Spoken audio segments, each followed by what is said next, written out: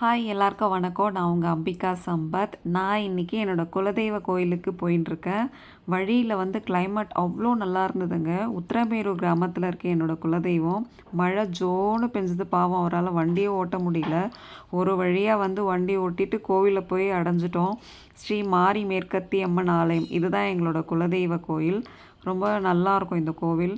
இதுதான் வந்து கோவிலுக்குள்ளே வந்து இப்போ வந்தாச்சு. கோவிலுக்குள்ளே ஒரே தண்ணிங்க. ஏன்னா அவ்வளோ மழை பெஞ்சுது.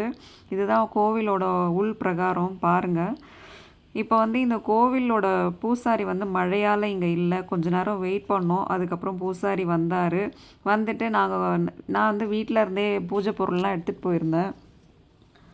அதெல்லாம் வச்சு அம்மனுக்கு வச்சு அவர் வந்து வழிபாடு பண்ணார். அர்ச்சனை பண்ணிவிட்டு அம்மனை நல்லா வழிபட்டோம். ரொம்ப சந்தோஷமாக இருந்தது. அம்மனோட அலங்காரம் வந்து ரொம்ப அழகாக இருந்தது. எனக்கு ரொம்ப பிடிச்சிருந்தது. மஞ்சள் கலர் சேரீயில் இருந்தாங்க.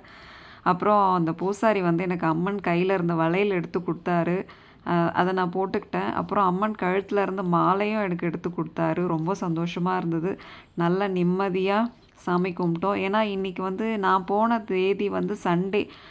மழைன்றதால நிறைய பேர் முன்னாடியே வந்து பொங்கல் வச்சுட்டு அப்புறம் அர்ச்சனை பண்ணிட்டு போயிட்டாங்க. அந்த பூசாரியே சொன்னார், நல்ல வேளை நீங்கள் இப்போ வந்தீங்கம்மா, ரொம்ப கூட்டமாக இருந்தது.